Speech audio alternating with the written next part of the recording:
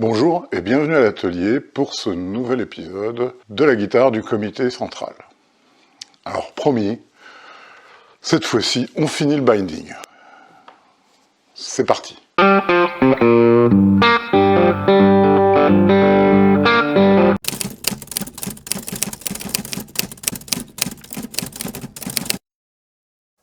Bon, ça va être un peu répétitif, mais comme ça on pourrait écouter l'hommage à Pink Floyd du Jam JSR. On décolle, on rabote, on voit quelques petits ratés, on décolle,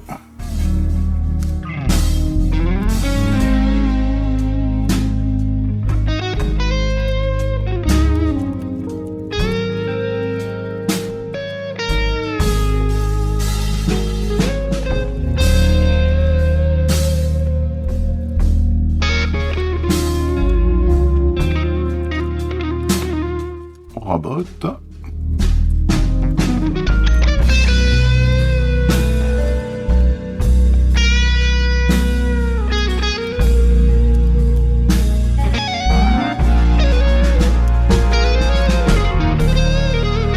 Fraise à raser pour mettre à niveau les côtés.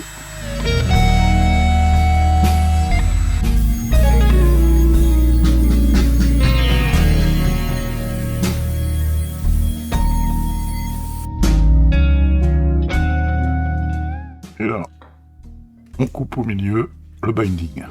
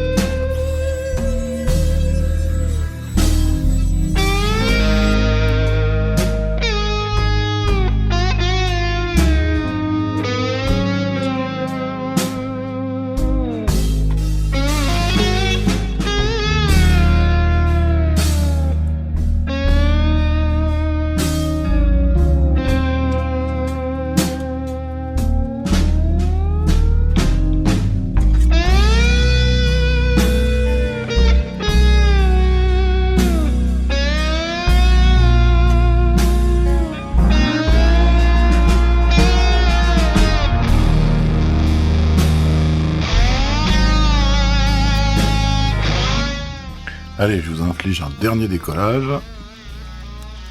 Et là, je m'aperçois avec horreur que j'ai merdé au niveau des dimensions.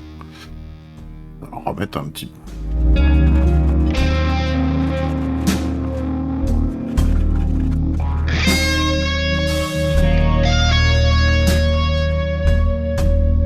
Et puis là, le bois, il est tellement friable qu'il y a un petit défaut. Alors, ça me désole. Mais on va mettre un peu de pâte à bois.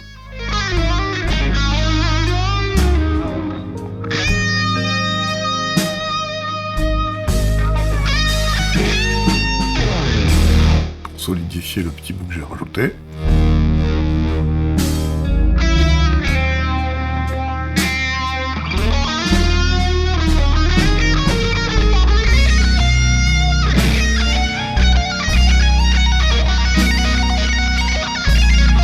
Au niveau du gros trou.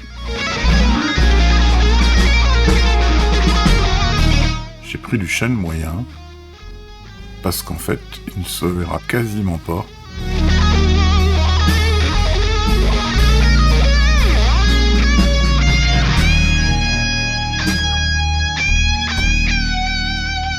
On verra ce que ça donne au ponçage. Il nous reste à faire le bas de la guitare. Toujours la même technique.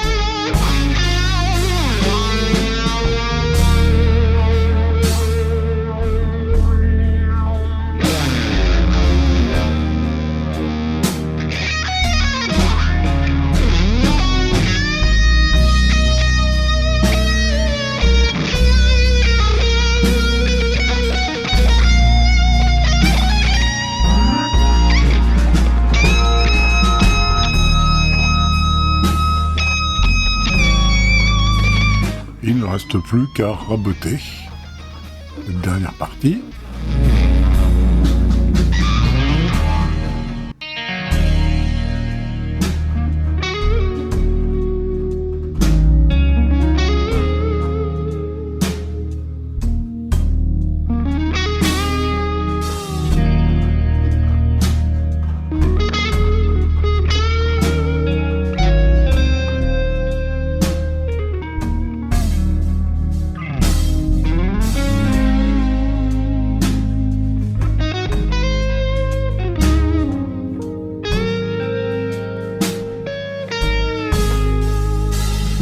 Alors, on peut parler un petit peu de cette expérience de binding.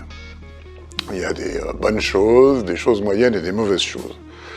D'abord, c'est la première fois que je fais un binding de cette épaisseur-là, c'est-à-dire presque 5 mm répartis en deux parties de 2,5 mm, 2 et 2,5 mm. C'est vrai que c'est ce que font les luthiers sur les guitares classiques. Mais les courbes d'une guitare classique sont des courbes douces. Et là, sur une guitare électrique, il y a des petites courbes un peu aiguës qui sont très très compliquées à faire en binding.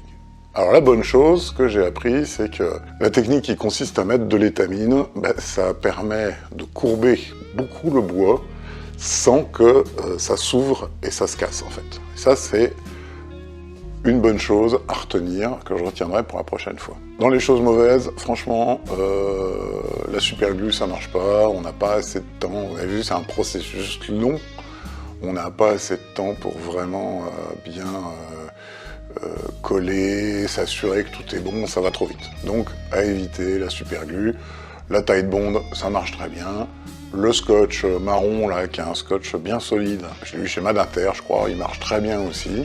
Faut pas hésiter à en mettre de manière à ce que ça colle bien tout. Il y a une technique avec du ruban qui peut marcher aussi, mais j'ai pas eu le courage de l'essayer, j'essaierai dans une prochaine. Dernière petite chose, le choix des bois est important aussi. Le padouk, c'est très cassant. En fait, les fibres de padouk sont pas naturellement, sont pas très solidaires. Donc dès qu'on courbe, il a tendance à avoir des bouts de fibres qui se soulèvent. Et je pense que j'aurais eu beaucoup moins de problèmes avec peut-être un palissandre, un acajou, voire un ébène, qu'avec le padouk.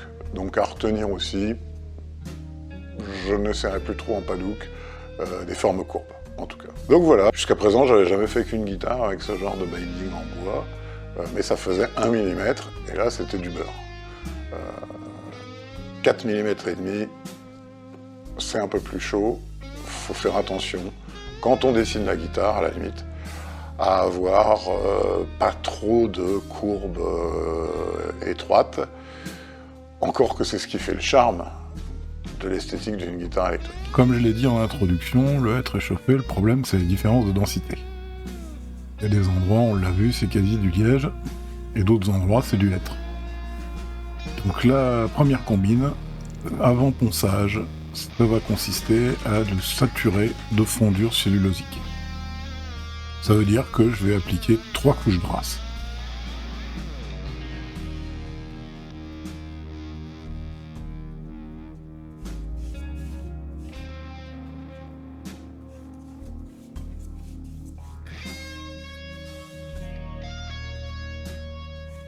On voit d'ailleurs au fur et à mesure qu'il y a des endroits où le fondur est littéralement pompé par le bois.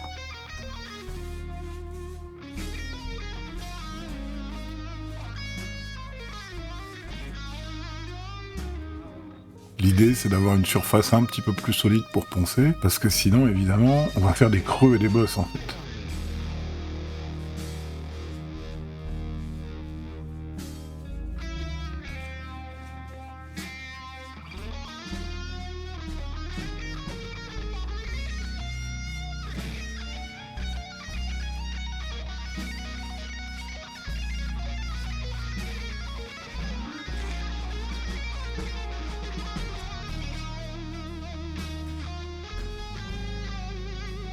Et bien sûr, on fait la même chose sur le dos.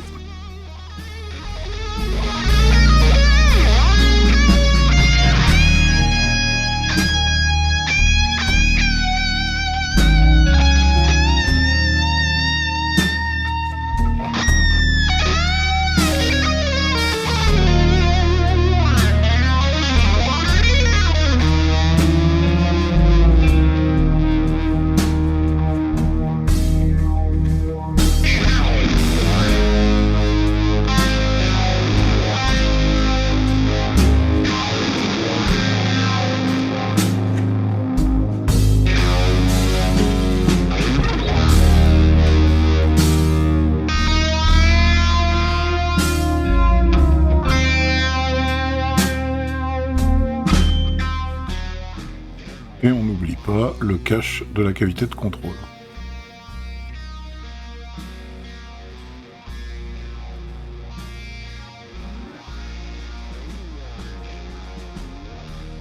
On va faire le ponçage au 120 à l'orbital pour être sûr de tout bien aplanir.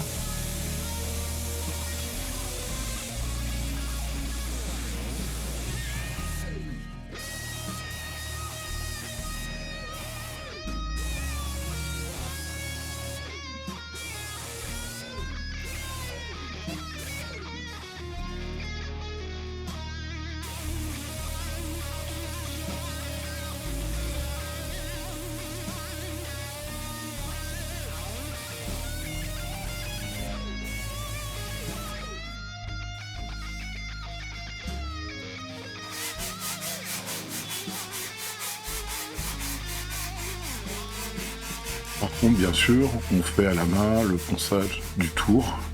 Il n'y a pas vraiment de machine pour poncer proprement un tour de guitare en fait. Donc j'ai ces qu'à la poncer, là, les mêmes qu'utilisent Vincent Brun et le Doc Volox. Et c'est très très bien.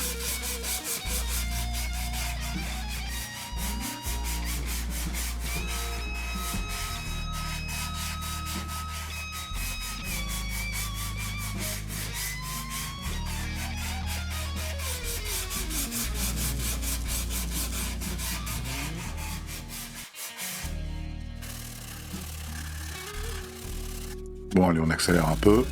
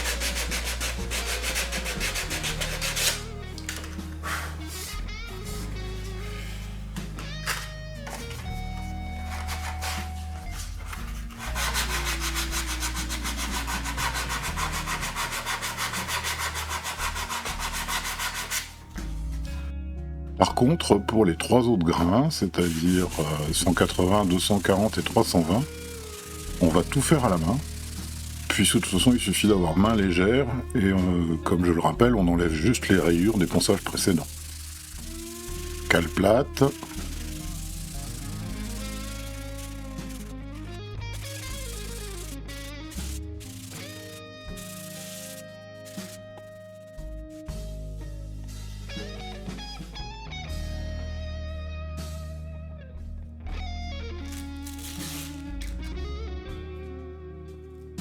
On rescratch sur la cale à courbe.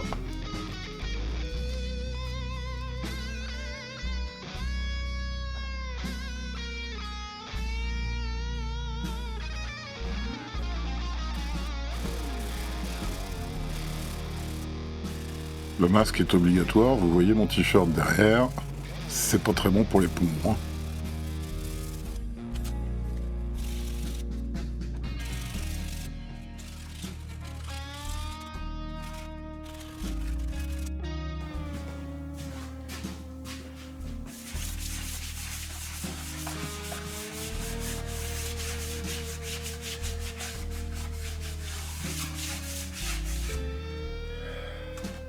Arrivé à 320, une éponge humide avec de l'eau tiède, et on va redresser les fibres en laissant ça une nuit.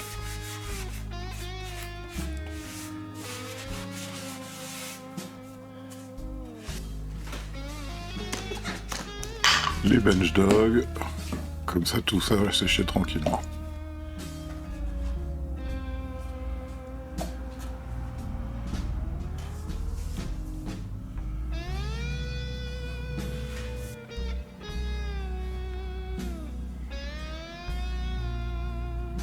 Et tant qu'à faire, pendant que ça sèche, autant mettre une première couche de cure conductrice dans les cavités des humbuckers. Ce sera ça de fait.